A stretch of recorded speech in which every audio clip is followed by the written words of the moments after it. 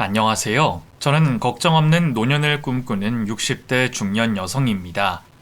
요즘에는 환갑잔치도 안 하는 고령 사회이다 보니 60대인 제가 중년이라 해도 무리는 아니겠죠.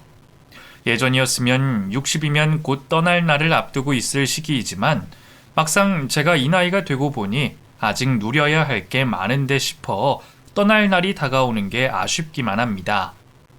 제가 그런 생각을 하는 건 제가 긴 세월 마음고생이 심했던 탓이 아닐까 싶어요. 저도 이곳에서 이야기를 들으며 기막힌 사연을 많이 들어봤지만 사실 저도 그리 완만한 인생을 살았던 건 아니거든요. 차라리 그냥 고생을 했더라면 이 정도로 한이 맺히지는 않았을 텐데 하필이면 제일 힘들다는 마음고생을 했던 탓에 아직도 마음속에 응어리가 있는 것 같습니다. 그런 제가 늦은 나이에 인생이 바뀔 만한 기적을 만나게 됐다면 믿으시겠나요? 저도 저한테 어떻게 이런 행운이 찾아왔나 싶어서 쉽게 믿지 못할 것 같습니다. 그래서 저의 행운을 여러분과 나누고 싶은 마음에 제 사연을 들고 오게 됐네요. 그럼 용기 내어 사연을 보내니 모쪼록 재밌게 들어주셨으면 좋겠습니다. 그 이야기를 하려면 저의 결혼 이야기부터 해야겠네요. 그 시절 모두 그랬다시피 저도 어린 나이에 일찍 결혼을 하게 된 편이었습니다. 그때는 여자들에게 자기 인생이라는 게 별로 없었어요. 특히나 집안이 어려우면 일찍 결혼을 하던가 돈을 벌어오는 게 흔했기에 나이가 차자마자 시집 가는 게 이상한 일은 아니었습니다. 심지어 더 시골에서는 20살 되기도 전에 시집 가는 일도 있었으니까요. 그래서 저희 부모님도 자식들의 결혼을 일찍 시키신 편이셨어요. 어려서부터 가난했던 저희 집에 하필이면 줄줄이 딸만 있으니 어려운 형편을 생각해서라도 그게 최선이다 싶으셨을 겁니다. 장남 노릇도 할 수 없는 딸들 입장에서도 일찍 시집을 가는 게 효도를 하는 길이었죠. 막내였던 저는 제 위로 언니들이 먼저 시집을 가는 걸 지켜보고 있었습니다. 언니들은 모두 중매로 남편 얼굴 한번 보고 결혼을 했었고, 먼저 결혼한 언니들이 친정에도 잘 오지 못하고 고생하는 걸 봤던 저는 결혼이 두렵기만 했어요. 차라리 공장 나가서 돈을 버는 게 좋지 않을까 싶은 생각도 했지만, 저는 다른 선택 없이 결혼을 해야만 했습니다. 제가 결혼할 집안이 부잣집이라며 부모님이 결혼을 더 서두르셨거든요. 그렇게 저는 20살이 되자마자 남편과 선을 보게 됐고 겨우 2번 만난 남편과 결혼을 해야 했습니다. 그런 제게 사람들은 제가 언니들과 달리 부잣집에 시집을 가는 거라며 잘된 일이라 말하곤 했습니다. 그때는 남편 잘 만나야 여자 팔자가 피는 시절이었기에 사람들은 부잣집에 시집간 제가 앞으로 호강을 하고 살게 될 줄 알았던 모양이에요. 하지만 팔려가듯 시집을 간 제가 남들이 생각하는 만큼 편히 살지는 못했습니다. 막상 시집을 가보니 들었던 것과 달리 시댁 형편이 그리 좋지 못했거든요. 예전에는 기와집 몇 채에 집에 일하는 사람도 수십 명이라 그러더니 제가 시집을 갔을 때는 이미 집안 가세가 기울어질 대로 기울어져 있는 때였어요. 시아버님과 남편이 사업을 잘못 꾸려서 빚으로 날려먹고 남은 게 별로 없었거든요. 그런데도 다들 잘 먹고 잘 살던 시절 생각만 하는 건지 씀씀이는 예전과 다르지 않았어요. 돈이 없으면 안 먹고 참을 줄도 알아야 할 텐데 그럴 생각 없이 빚을 내고 외상을 쓰다 보니 상황이 더욱 안 좋아질 수밖에 없었죠. 그래서 저는 더한 고생을 해야 했습니다. 일하는 사람은 아무도 없고 저 혼자 아등바등 살아야 했죠. 없는 살림에도 하고 싶은 것 하며 살고 싶어 하던 시댁 식구들은 혼자 굳은 일 도맡아 시집살이 하는 제가 예전에 집에서 일해주던 사람처럼 보이는 건지 아무것도 하지 않고 모든 일을 저한테만 떠넘기기 바빴어요. 그동안 고생 모르고 사셨던 제 시어머니는 아무것도 할 줄 모르는 분이셨습니다. 부잣집에서 살다가 부잣집으로 시집와서 한평생 일해주는 사람들 도움으로 지내셨거든요. 그래서 시부모님은 저를 가난한 집에서 굳은 일 배워온 가정부로 생각하셨고 며느리 대접도 하지 않으시고 저를 부리셨습니다. 게다가 내 편이 되어야 할 남편마저 저를 식모 취급했죠. 선봐서 하는 결혼이 거의 그렇겠지만 남편도 저를 사랑해서 결혼한 건 아니었어요. 그냥 집안에서 때가 돼 결혼하라고 하니 적당한 여자 만나서 결혼을 했겠죠. 저한테 처음부터 관심이 없던 남편은 제게 참 무심했습니다. 그런 남편이 가장 문제일 때가 바로 술이었어요. 거의 매일 술을 마시던 남편은 가끔씩 저를 때리고 윽박지르기도 했고 저한테 쉽게 화를 내며 좋은 남편이 되어주진 못했습니다. 팍팍한 시댁살이에 바라볼 남편이라도 있어야 버티고 살 텐데 저한테는 그런 남편이 없으니 더 고통스러울 수밖에 없었죠. 그래도 다행인지 저는 결혼하고 얼마 뒤 아들을 낳게 됐고 그 뒤로 저도 조금 숨통이 튀었어요. 아이는 존재만으로 든든한 제 편이 되어줬고 저는 아이만 바라보며 남편과의 애정 없는 결혼 생활을 이어갈 수 있었습니다. 그래도 다행히 남편이 아들에게는 애정이 있는지 아이한테는 참 잘했어요. 신혼여행도 갈 필요 없다며 저와는 여행 한번 가주지 않던 남편이 아이가 태어난 뒤에는 가족여행도 다니고 아이와 시간을 보내며 아들에게 신경을 많이 써줬거든요. 나한테는 말도 안 걸어도 아들에게 잘하는 모습을 보며 저도 안도를 했죠. 남편으로서는 빵점이지만 아빠로서는 그래도 90점 정도 되지 않을까 싶은 좋은 아빠였습니다. 아이가 생긴 뒤로 남편은 좋은 아빠가 되기 위해 많은 노력을 하기도 했어요. 그렇게 좋아하던 술도 줄이고 사람 구실하려 살려고 하더라고요. 덕분에 술 먹고 저한테 손대는 일도 없어졌고 저도 남편과 애정은 없지만 살아온 정을 붙여가며 부부관계를 유지할 수 있었습니다. 애초에 사랑해서 한 결혼도 아니었고 결혼한 이상 그런 남편이라도 죽을 때까지 같이 붙어 있어야 한다 싶었던 저는 남편의 변화가 그나마 다행이라 생각했습니다. 이제는 나도 좀 행복할 수 있겠다 기대까지 했었죠. 하지만 저의 행복은 기대처럼 오래가지 못했습니다. 그날도 저희는 남편의 주도로 다 같이 여행을 떠났어요. 어린 시절부터 아이에게 추억을 쌓아줘야 한다며 전국 여기저기 좋다는 곳마다 매주 여행을 다니고 있었죠. 그날도 저와 남편은 아들을 위해 여행을 떠나게 됐고 평소처럼 흥겨운 여행길이 이어졌습니다. 그렇게 한참 여행을 즐기고 집으로 돌아가던 날 갑자기 생각지 못했던 차 사고가 나고 말았습니다. 갑작스러운 충격으로 저는 그대로 정신을 잃고 말았고 다시 깨어난 저는 낯선 병원에서 눈을 뜨고 말았어요. 일어나자마자 곧바로 아들과 남편을 찾는 제게 간호사가 비보를 전해주더라고요. 운전석에 계시던 운전자분은 그 자리에서 즉사하셨어요.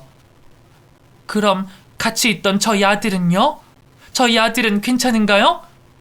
아드님이요? 글쎄요. 아드님 얘기는 저도 못 들었는데. 제가 알아보고 다시 알려드릴게요. 사실 남편의 소식보다 궁금했던 건 아들의 소식이었지만 이상하게 아무도 제 아들 소식을 모르는 겁니다. 상황을 잘 모르던 간호사가 알아본다고 해줬고 얼마 뒤 상황을 알게 된 저는 충격을 받을 수밖에 없었습니다. 대체 무슨 일인지 그 자리에서 실려온 사람이 저랑 남편밖에 없었다는 거예요. 사고가 있던 당시 지나다니는 사람이 없었고 저희 차는 사고가 있고 한참이 지나서야 목격자의 신고로 구조를 받게 됐답니다. 그 사이 상태가 심각했던 남편은 과다출혈로 현장에서 즉사했고 다치기는 했지만 숨이 붙어 있었던 저는 병원으로 옮겨져 치료를 받았던 거죠. 그런데 그 몇 시간 사이에 대체 무슨 일이 있었는지 뒷좌석에 타고 있던 저희 아들의 행방을 아무도 모르고 있었던 겁니다. 그러다 뒤늦게 제가 의식을 찾고 아들의 소식을 찾자 모두들 당황해했죠. 사고가 났을 때 이미 경찰분들이 주변은 다 수색하셨을 거예요. 그런데도 발견을 못한 걸 보면 아마 아이가 주변에 없었을 거예요. 그럴 리가요. 저희 애가 뒤에 타고 있었는데. 그럼 그 어린애가 어딜 갔다는 거예요? 그렇게 큰 사고가 났으면 걔가 멀쩡할 리도 없을 텐데. 분명 어디서 아파하고 있을지 몰라요. 지금 당장 찾아야 한다고요. 제가 깨어났다는 소식에 사고를 접수한 경찰들이 찾아와 얘기를 나눴지만 그 누구도 저희 아들 소식을 아는 사람은 없었습니다. 저희도 혹시나 싶어서 주변을 샅샅이 살펴봤었어요. 그 아이 흔적이 없기는 하지만 혹시 제 3자의 사고 때문에 주변 수색은 원래 하거든요. 근데 그 근처나 근방에서도 아이 흔적은 전혀 없었습니다. 정말 그날 아이가 차에 같이 있었던 게 맞나요? 경찰들은 아이 흔적도 본 적이 없다며 오히려 다친 제가 착각을 하는 게 아닐까 싶은 말까지 하는 거였죠. 저의 요청으로 그 후로도 수색을 더하게 됐지만 아들의 모습은 결국 찾을 수 없었습니다. 그 상황에도 저는 아무것도 할 수 없었어요. 성치 않은 몸으로 아이를 찾아 헤맬 수도 없었고 뒤늦게 소식을 듣고 찾아오신 시부모님에게 욕을 먹는 게 전부였습니다. 다 니년 때문이야. 집에 여자가 잘못 들어와서 우리 집 대가 끊긴 거야. 지 남편 잡아먹은 걸로도 모자라서 감히 아들까지 잃어버려? 네가 우리 집안에 이사단을 만들고 무사할 것 같아? 안 그래도 힘든 제게 시부모님은 그 사고가 모두 제 탓이라며 저를 잡으셨습니다. 남편이 죽은 것도 제 탓이고 의식을 잃는 바람에 아들을 잃어버린 것도 제 탓이었죠. 제가 사고를 막을 수 있는 것도 아니었고 저라고 무슨 수가 있었던 건 아니었지만 저는 그 말에 반박을 할 수 없었습니다. 그날 여행을 가지 않았더라면 남편도 죽지 않고 아들도 제 곁에 있었을 텐데 여행을 가자던 남편을 말리지 못한 제 탓을 할 수밖에 없었거든요. 그래서 아무런 변명도 핑계도 될 수 없었던 저는 시부모님 앞에 죄인이 되었고 누군가 원망할 사람이 필요했던 시부모님은 저를 새끼 잡아먹은 년이라 하시며 저를 집에서 쫓아내셨습니다. 그렇게 저는 남편의 장례도 치르지 못한 채 길바닥에 쫓겨나게 됐죠. 아들이 사라졌다는 사실과 남편이 죽었다는 사실은 저를 너무나 힘들게 만들었습니다. 예전에는 그렇게 미웠던 남편이었는데도 막상 죽었다고 하니 마음이 복잡하더라고요. 그래도 애아빠인데 죽어서 안타깝기도 하고 그런 남편이라도 있으면 같이 아이를 찾을 수 있지 않을까 싶었죠. 하지만 저는 결국 혼자가 됐고 살아있을지 모를 아이를 위해서라도 저는 다시 일어서야 했어요. 남편을 그렇게 허망하게 떠나보내고 나니 아들은 반드시 찾아야겠다는 생각을 했습니다. 그래서 전국을 돌아다니며 아이를 찾게 됐죠. 하지만 쉬운 일이 아니었어요. 그 많은 고아원을 돌아다녀 보고 부모를 잃어버린 아이가 있다고 해 급히 찾아가기도 해봤지만 모두 다 허탕이었습니다. 결국 이렇게 정처 없이 아이를 찾아 돌아다니는 건 아이를 찾는데 더 좋지 않은 결과일 것 같다는 생각을 하게 됐죠. 사고 난 인근 도시에 머물면 아이를 찾는데 더 낫지 않을까 싶었습니다. 아이가 살아있다면 사고가 난 그 장소로 다시 찾아올 수도 있겠고 좋지 않은 상황에 놓여 있더라도 가장 가까운 곳에서 있어야 그 소식을 가장 먼저 들을 수 있겠다 싶었기 때문이었죠. 그래서 바로 옆 도시에서 머물며 자리를 잡게 됐습니다. 그리고 시간이 날 때마다 사고 지점을 찾게 됐죠. 혹시라도 아이의 행방을 알 수 있는 단서나 흔적을 제가 놓친 게 있을까 싶어서요. 연고도 없는 곳에서 자리를 잡는 것도 쉬운 일은 아니었습니다.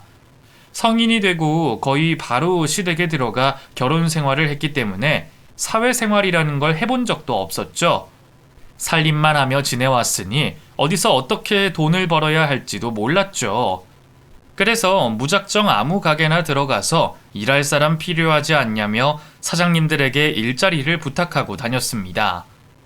그러다 한 식당에서 일을 하게 됐죠. 월급이 얼마가 되건 일이 얼마나 고되건 상관이 없었어요. 제가 바라는 건 아이가 찾아올 수 있는 이곳에서 최대한 오래 생활을 하는 거였으니까요. 그래서 가게에서 잘리지 않게 최대한 열심히 일하며 지냈습니다. 그러면서 아이를 찾기 위해 주말에는 전국에 있는 고아원을 찾아 나서게 됐죠. 그런 생활을 몇 년 동안 계속해 오다 식당 아주머니께서 가게를 접는다고 하셨습니다. 그러시면서 저보고 가게를 인수해서 장사를 해보는 게 어떻겠냐고 물어보시더라고요. 아주머니께서는 처음 저를 보고 잠깐 일을 하면서 지내다 돈 벌고 다른 도시로 떠날 줄 알았는데 이곳에서 이렇게 오랫동안 지낼 줄은 몰랐다고 하셨고, 이곳에서 더 오랜 시간 있길 원한다면 장사를 해보는 것도 나쁘지 않을 것 같다는 말씀을 하셨죠. 솔직히 자신은 없었습니다. 그동안 일을 하면서 종종 주방 일도 돕긴 했지만 사실 서빙과 설거지가 전부였고, 음식을 돕는다고 해도 재료 다듬는 정도였으니까요. 그런데 언제까지 아르바이트만 하면서 지낼 수는 없다고 생각이 들었습니다. 그래서 자신은 없었지만 아주머니께서 좋은 조건으로 제안한 가게를 인수하게 됐죠. 그 뒤로 정말 열심히 가게 일을 했던 것 같아요. 손님들을 위해서 내 음식이 맛있길 바래서 열심히 일했던 게 아니었습니다. 오로지 이 도시에 조금이라도 더 오래 남아있고자 열심히 했었던 거죠. 살아있다면 언젠간 사고 지점을 찾아올 아이를 위해서 말이에요. 처음 해보는 가게 영업이 쉽진 않았습니다. 그래도 정말 다행이었던 게 시집살이하며 시댁 식구들 까다로운 입맛을 맞추기 위해 홀로 배운 요리 덕분에 가게를 찾아오시는 손님들 입맛을 사로잡을 수 있었어요. 그래서 제가 직원으로 일을 했을 때보다 가게 손님들께서 더 많이 찾아주셨죠. 덕분에 당분간은 도시를 떠날 걱정은 하지 않을 정도의 형편이 돼가고 있었습니다. 그런데 제가 가게 영업을 시작하게 되자 얼마 되지 않아 가게에서 마주보는 주차장 쪽으로 이전에는 못 보던 사람이 털을 잡고 앉아 있었습니다. 노숙자였죠.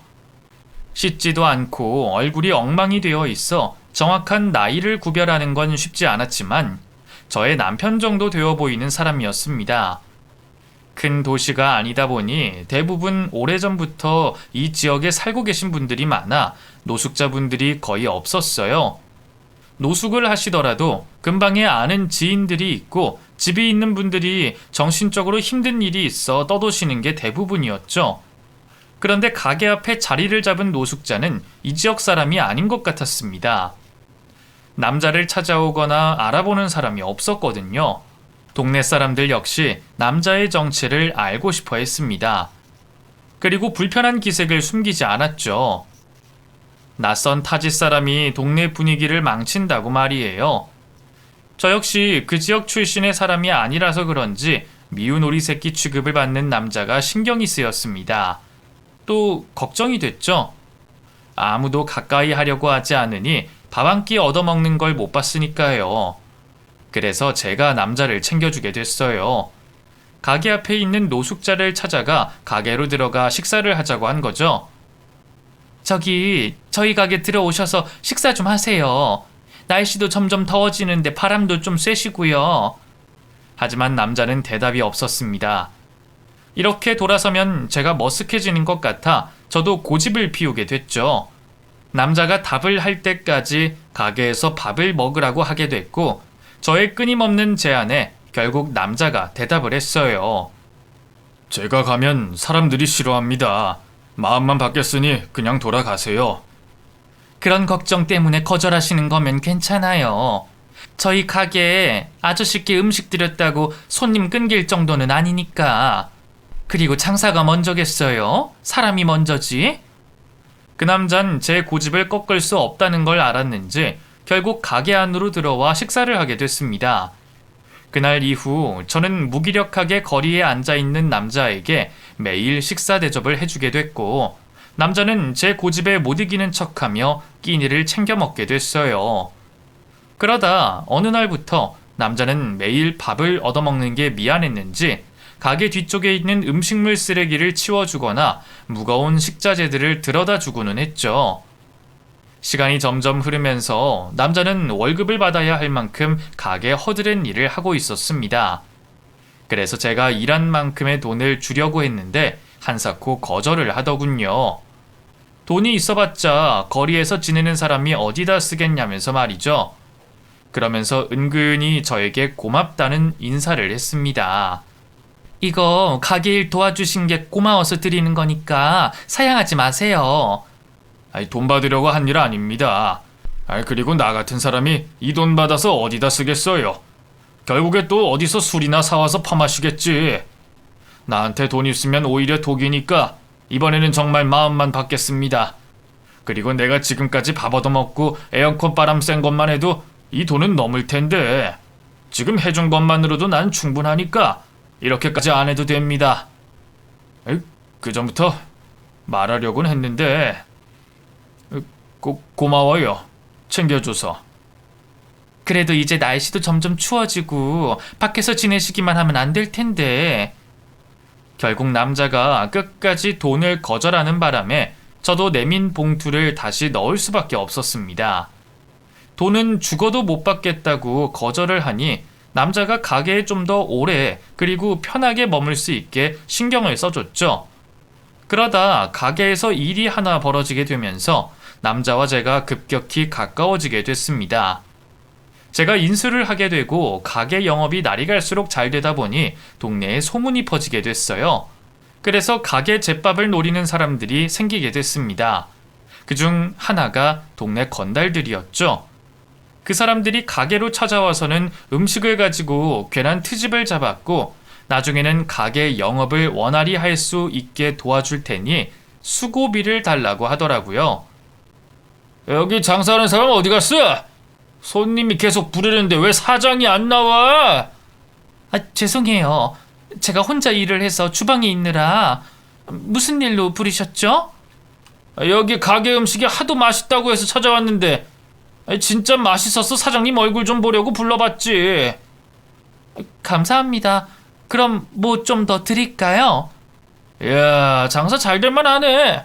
바로 서비스 이야기도 하고 뭐 나야 먼저 주겠다고 하면 좋지. 그래, 적당히 챙겨줘 돈. 네? 돈이란요?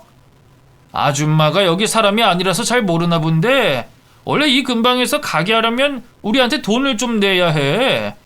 우리가 여기 장사 원활하게 할 수 있게 도움 주거든. 일종의 수고비 또는 자릿세 정도로 생각하면 될 거야.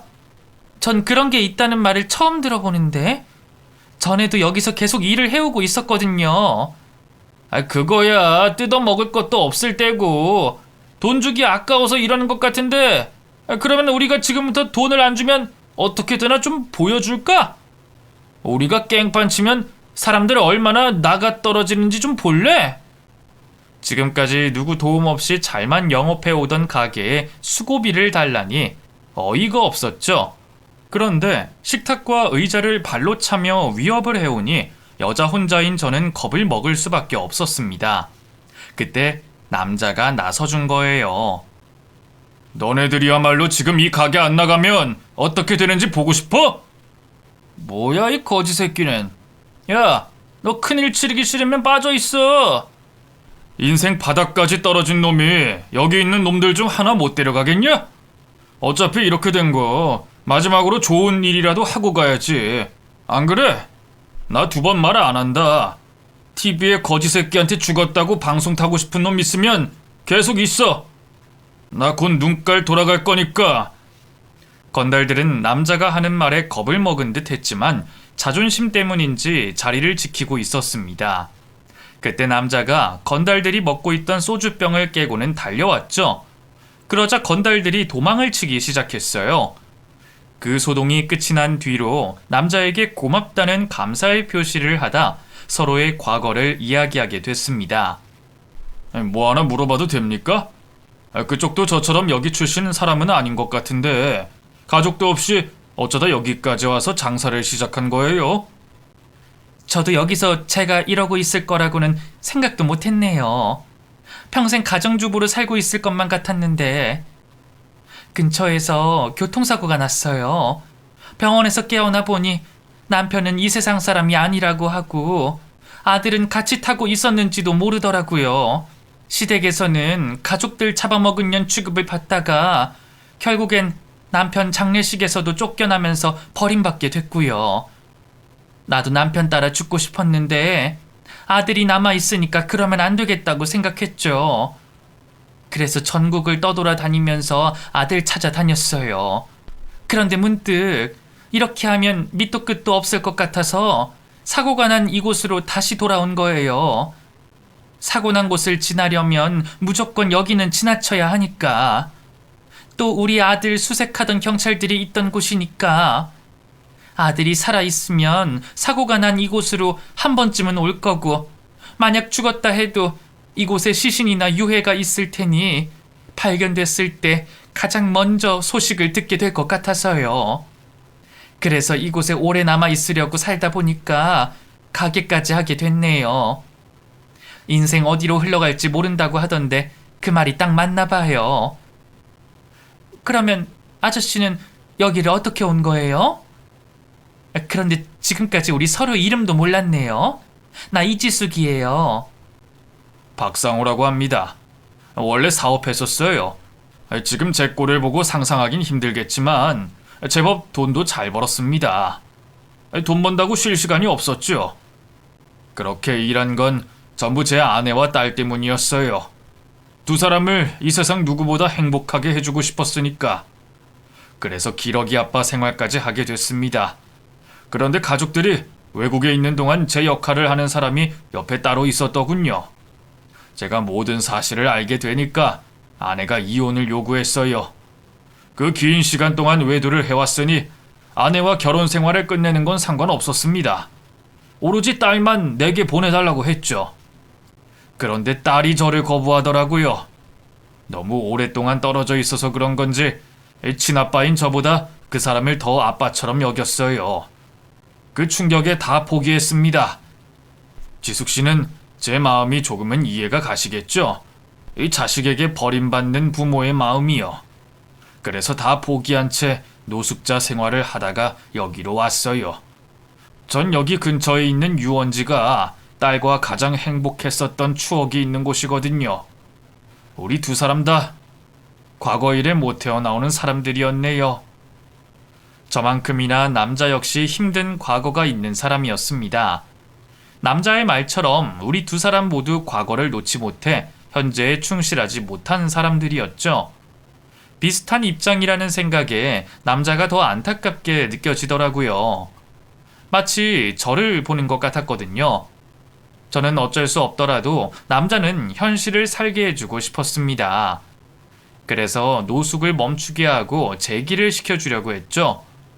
다음날 전 가게 일을 도와주고 있는 남자를 억지로 목욕탕으로 데려가 씻고 오라고 했고 이발소로 데려가 머리와 수염도 깎였어요.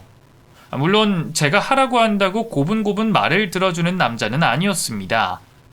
도대체 왜 이러냐며 하지 않겠다고 하는 남자에게 따끔하게 한마디 해줬죠. 아이, 지숙 씨 말처럼 정상적으로 살아서 뭐합니까? 뭐 이런다고 무슨 결과가 달라지는데요? 어제 제가 한 말 때문에 이러시는 거라면 그만두세요. 왜 안 달라져요? 겨울 되면 곧 따님이 대학 단위로 한국으로 온다면서요. 그러면 만나야 하지 않겠어요? 따님께 거부를 당한 거야 몇 년 전 이야기잖아요. 그동안 생각이 어떻게 변했을지 어떻게 알아요? 만약에 한국에 들어온 따님이 아빠를 보고 싶어 하는데 이 꼴이면 좋아할 것 같아요? 설령 지금도 거부를 한다고 해도 멋진 모습으로 있어야 더 낫지 않겠어요? 어떤 결과를 받게 되든 잘 돼 있는 모습이어야지 이렇게 망가진 모습으로 있으면 되겠냐고요. 따님께 거부당했다고 징징거리지 말고 지금부터 멋진 아빠가 돼 있으세요. 언젠간 상호 씨 마음 알아줄 따님을 위해서라도요. 제가 하는 말을 듣고 가만히 있던 상호 씨는 그때부터 제 말을 따랐습니다. 그렇게 멀쩡히 외모를 꾸며놓고 보니 상호 씨는 제법 괜찮은 얼굴을 하고 있었어요. 외모를 말끔하게 만들어 놨으니 그 다음은 일자리를 찾아주는 거였죠. 그런데 일자리를 구하는 사장님들 모두 저와 가게에서 맺은 친분이 있었음에도 노숙자였던 상호 씨가 불안하다며 같이 일하는 걸 불편해했습니다. 웬만한 일자리에서 다 거절당하고 나니 이제 어디를 가서 부탁해야 하나 싶더라고요. 그런데 저도 나름 잘 되고 있는 가게를 운영하고 있는 사장이었습니다. 지금까지 깜빡하고 있어서 그렇지 상호 씨가 틈틈이 도와주지 않았다면 혼자서는 힘들었을 거라고 생각이 들더군요. 그래서 상호 씨가 원하는 일자리가 나오기 전까지 저희 가게에서 일을 하게 됐죠. 비슷한 처지에 서로가 가지고 있는 마음의 상처도 알고 있어 더 가깝게 지낼 수 있었습니다. 또 새벽부터 저녁까지 손님이 많든 적든 붙어 있으니 정이 붙을 수밖에 없었죠.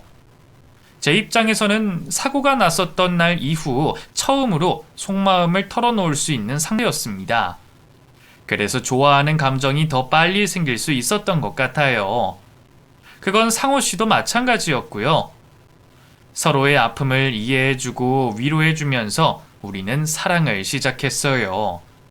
그렇게 2년이라는 시간이 더 흐르게 되고 우리는 누가 봐도 부부의 모습을 하고 있었습니다.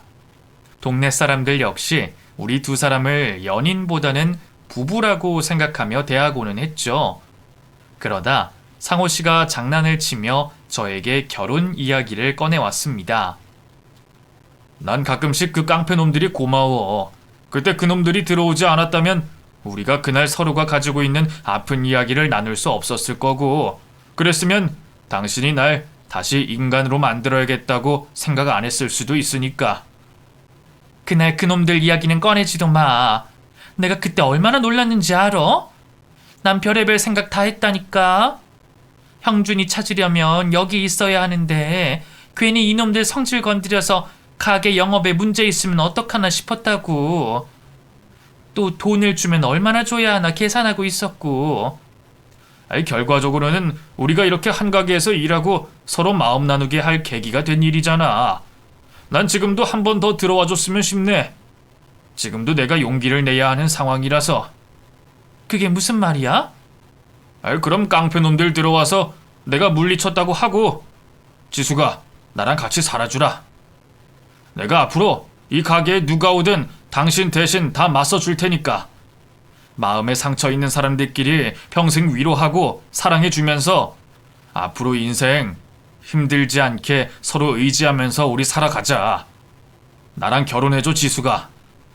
전 상호 씨의 프로포즈를 받았습니다. 제가 2년간 보아온 상호 씨는 정말 좋은 남자였으니까요. 이런 좋은 남자가 상처를 받고 혼자 지낸다는 게 안타까울 정도였죠. 상호 씨 같은 사람이라면 남은 저의 평생을 함께할 수 있었어요. 그렇게 상호 씨와 결혼을 하기로 약속하고 우리는 양가 부모님께 서로를 소개시킨 뒤 결혼 준비를 하게 됐죠. 다른 사람들은 나이 들어 하는 결혼 준비가 창피할 수도 있겠지만 전 좋기만 했습니다. 첫 번째 결혼은 아무것도 모르고 부모님이 시키는 대로 했었는데 이번 결혼 준비는 제가 하고 싶은 대로 다 할 수 있었으니까요. 그래서 신부가 돼가는 과정이 너무 행복하기만 했죠. 물론 남편 상호 씨가 제 곁에 있어 주었기 때문에 그만큼 행복했던 것 같습니다. 하지만 그러면서도 가슴 한켠은 아직 찾지 못한 아들로 인해 항상 불편했어요. 과연 아들은 제 오늘 선택한 날 이해해 줄까 싶었거든요. 혹시 돌아온 아들이 날 보고 배신감을 느끼면 어떡하나 싶었습니다. 그래서 결혼을 준비하면서 흔들렸던 적도 여러 번 있었죠. 그럴 때마다 남편이 힘이 돼줬어요. 제가 흔들리지 않게 말이죠. 그렇게 결혼식 당일이 됐고 행복한 식을 올릴 준비를 하고 있었습니다. 그런데 어떻게 된 일인지 결혼식을 올려야 하는 시간이 다 돼서도 도착을 하지 않았습니다. 준비할 게 많다며 일찍 나갔는데도 말이죠. 남편이 결혼식에 오질 않으니 걱정이 되기 시작했어요. 이전에도 내 가족을 잃은 적이 있었으니까요. 불안했던 저는 드레스를 입은 채로 예식장 입구에서 남편을 기다리게 됐죠. 그런데 그때 멀리서 주차를 한 남편이 급히 뛰어오는 걸 보게 됐습니다. 그제서야 불안했던 마음이 겨우 진정이 되더라고요. 뛰어오는 남편의 옆에는 한 남자가 같이 손을 잡고 뛰어오고 있었습니다. 처음에는 남편의 가족분들 중 한 분이라고 생각을 했죠. 남편이 가까워지면서 옆에 있는 남자의 얼굴을 알아볼 수 있었습니다. 그제서야 남편 손을 잡고 오는 사람이 성인이 아닌 청소년쯤 되어 보이는 아이라는 걸 알게 됐죠. 그렇게 점점 더 저와 가까워지면서 저는 아이의 얼굴을 확실히 볼 수 있었어요. 그리고 남편의 손을 잡고 오는 아이가 내 아들 형준이라는 걸 알 수 있었죠. 바로 눈앞에서 보고 있는데도 불구하고 꿈을 꾸고 있는 것만 같았어요. 키도 훌쩍 자라 있고 얼굴도 변해 있었지만 제 아들이 확실했습니다. 조금의 망설임도 없이 내 아들이라는 걸 알 수가 있었죠. 너무 놀라 아무 말도 나오지 않았습니다. 혹시 제가 그날 사고를 당한 이후 계속 의식을 잃고 꿈을 꾸고 있는 건 아닌가 생각할 정도였죠. 입을 벌린 채 온몸이 굳어 있는 저에게 남편은 아들과 함께 웃으며 다가왔죠. 당신 많이 놀랐구나. 내가 언제라도 조금 해줬어야 했는데 미안해. 근데 나도 나름 이유가 있어서 이렇게 당신을 놀래킬 수밖에 없었어. 나도 며칠 전에 연락받고 확인하게 됐거든.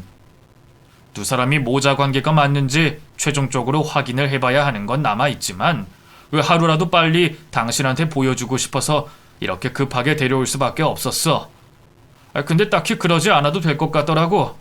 누가 봐도 당신 아들 맞잖아. 먼저 말하지 못한 거 미안해. 말하는 걸 들어보니 남편이 아들을 찾아낸 것 같았습니다. 이게 어떻게 된 일인가 싶었어요.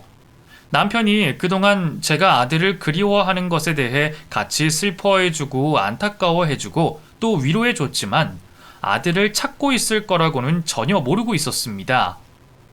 그러고 있다는 말조차 해주지 않았고 눈치챌 만한 행동도 저와 있을 때는 전혀 하지 않았으니까요. 남편 말을 듣고도 아직 정신이 없었던 저는 어떻게 된 일인지 물어보게 됐죠. 이게 어떻게 된 거야? 당신이 언제부터 우리 형준이를 찾아 나선 건데? 그러니까 한 2년 정도 된 것 같네. 그때는 우리가 이렇게 부부의 연을 맺을 거라고는 생각도 못하고 있을 때였지. 그냥 내가 뭐라도 보답을 해야 할 것 같더라고. 근데 노숙자에서 이제 막 다시 재기하고 있는 내가 뭘 할 수가 있겠어. 처음에는 이 사람이 마음속에 담고 있는 이야기라도 많이 들어주자, 같이 슬퍼해주고 공감해주고 위로해주자 해서 시작했지. 그런데 나도 자식이 있는 아빠니까 당신 마음이 헤아려져서 도저히 가만히 있을 수가 없었어. 자식이 죽은지도 살아있는지도 모른다는 게 얼마나 힘든지 알 것 같았거든. 당신 아들 형준이가 살아있다면 몇 년이 걸리더라도 수소문해서 찾아보자. 혹시 죽었더라도 시신이든 유해든 찾아서 이 사람이 가슴속에서 떠나보낼 수 있게 해주자. 이렇게 생각했지. 그래서 그 생각 들었던 그 주말부터 찾아 나서게 됐어. 나도 처음에는 막막해서 당신이 샅샅이 찾아봤다는 곳부터 시작했지. 그런데 당신이 여태껏 그 근처에 살면서 아들을 찾고 있는데 내가 찾는다고 어떤 단서가 나올 리가 있나?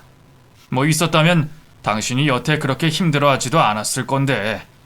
그래서 무작정 전국으로 돌아다니게 됐어. 왜 그 당신이 처음에 물어봤잖아.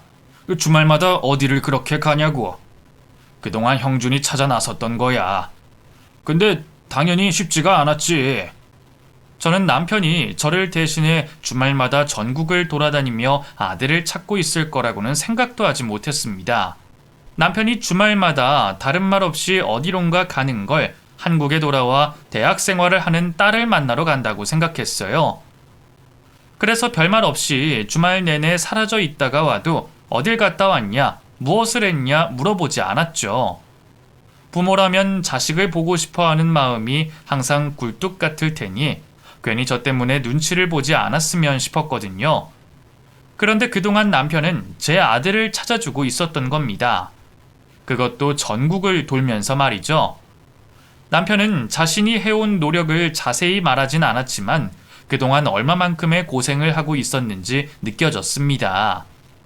제가 인근 주변의 도시를 돌아다니며 아들을 찾는데도 정말 많은 시간이 걸렸고 고생도 많이 했기 때문에 알 수 있었죠. 그 범위가 전국이었다면 말할 필요도 없었죠. 남편에게 너무 고마웠었습니다. 그런데 그때는 그 마음을 표현할 경황이 없었네요. 남편의 이야기를 들으면서도 제 시선은 아들에게 가 있었거든요. 남편의 이야기가 끝나고 내 앞에 있는 아들을 안고 감격의 제외를 하게 됐습니다. 한참 동안 눈물을 흘리게 됐죠. 사실 아들이 살아있을 거라고 굳게 믿고 있었습니다만, 사실 그 믿음은 마주하기 싫은 현실에 대한 일방적인 바램과 같았습니다.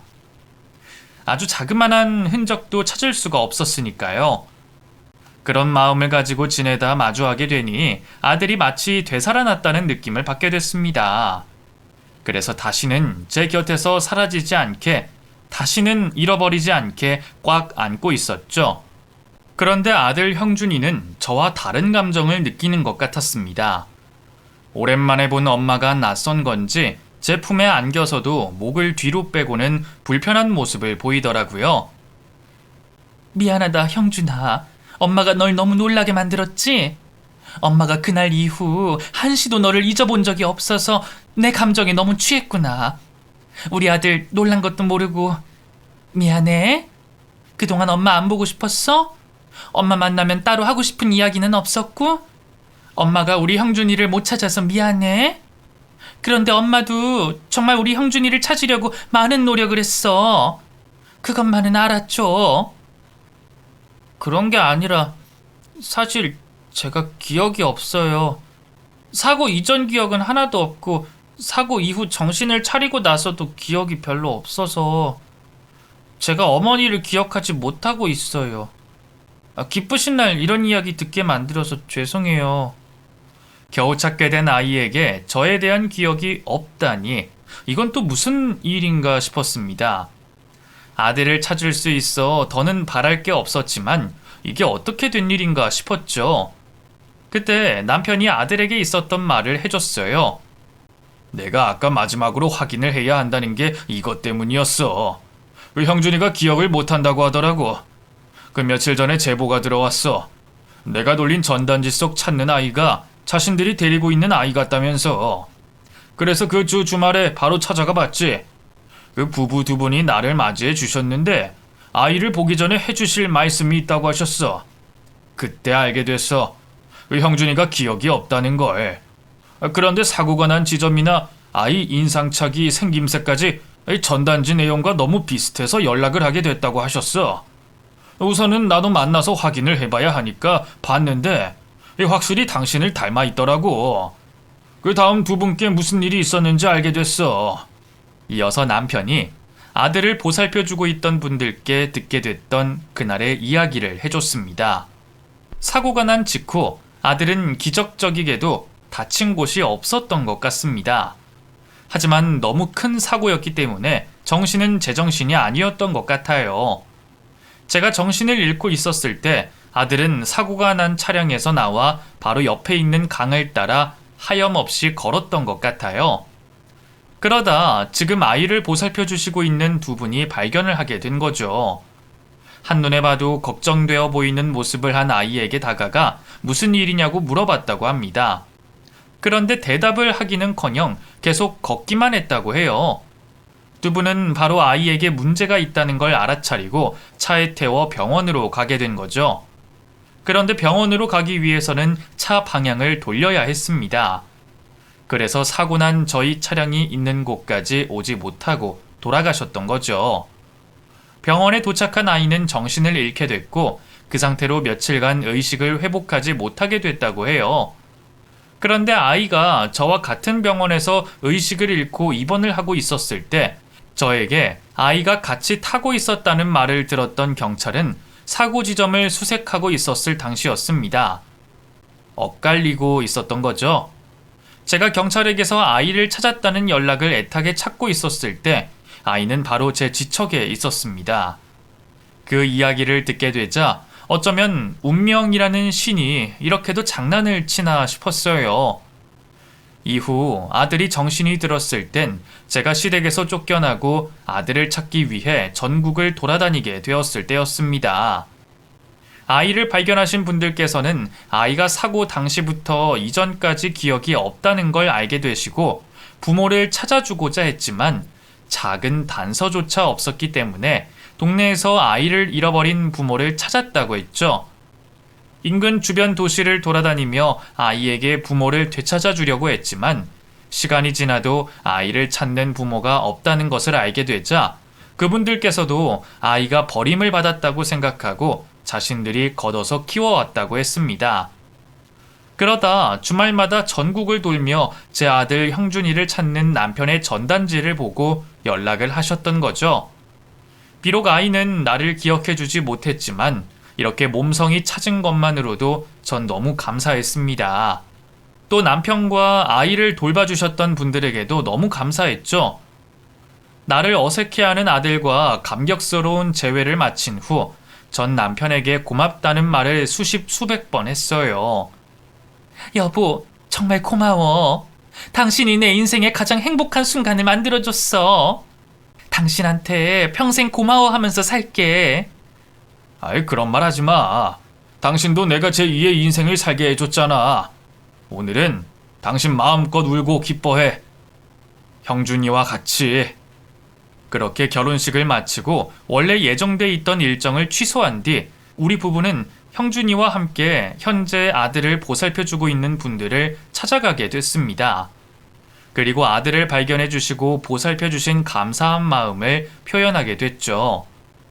남편에게 들었던 만큼 좋은 분들 같았어요. 이런 분들 밑에서 자라 우리 형준이가 곧고 바르게 자란 것 같아 너무 감사했죠. 그리고 감사하게도 형준이를 친엄마인 저에게 보내주시고 싶다고 먼저 말씀을 꺼내주셨어요. 사실 그동안 키워온 정으로 그런 말을 먼저 하신다는 게 얼마나 힘든 말일지 알고 있었습니다. 그래서 저 역시 그 일에 대한 말은 꺼내지 못하고 있었는데 먼저 말씀을 해주시니 감사할 따름이었죠. 그 제안을 감사히 받아들이면서도 너무 서두르지 않기로 했습니다. 아직 기억이 없는 형준이가 저희와 서서히 알아가는 게 좋겠다고 생각했고 키워주신 분들 곁을 떠날 준비를 할 시간이 필요하다고 생각했어요. 지난 8년간 기다렸던 순간인데 그 잠깐은 언제든지 기다릴 수 있었습니다. 더군다나 내 아들 형준이가 무사히 살아있다는 걸 알았으니 불안해할 필요도 없었죠. 그날 이후 저와 남편은 아이를 보살펴 주신 분들께 감사의 표시를 하며 형준이와 가까워져 가는 시간을 가지게 됐고 형준이와는 아주 천천히 1년간의 시간에 걸쳐 서로에게 적응할 수 있는 시간을 만든 뒤 우리는 완전한 가족이 됐어요. 그리고 오랜 시간이 지난 지금은 성인이 된 아들과 행복한 시간을 만들며 한 가족으로서 잘 지내고 있습니다. 형준이의 기억은 끝내 돌아오지 않았어요. 꿈처럼 느껴지는 기억은 있다고 하는데 결국은 다 돌아오진 않더라고요. 어린 시절 행복했던 기억을 하지 못하는 게 못내 아쉽긴 하지만 지금 이렇게 건장한 청년이 돼 제 곁에 있는 것만으로도 전 만족하고 행복해하고 있습니다. 그리고 지금 이 행복을 느낄 수 있게 해준 남편과도 행복한 결혼 생활을 보내고 있죠. 남편 역시 몇 년 전부터 딸과 만남을 가지기 시작했습니다. 남편은 모두 제 덕분이라고 말하는데 제가 할 소리죠. 남편은 자신이 한 발자국 용기만 냈으면 언젠간 딸과 지금 같은 시간을 보낼 수 있었겠지만 전 남편의 노력이 없었더라면 아직도 아들을 그리워하고 있었을 테니까요. 항상 남편에게 고마워하고 있습니다. 그래서 더 좋은 아내가 되려 노력하고 있고요. 앞으로 우리 세 가족이 만들어갈 행복한 인생에 대해 많이들 박수쳐 주셨으면 감사하겠고 여러분들께서도 곁에 계시는 가족분들과 항상 행복하시길 바라겠습니다. 감사합니다.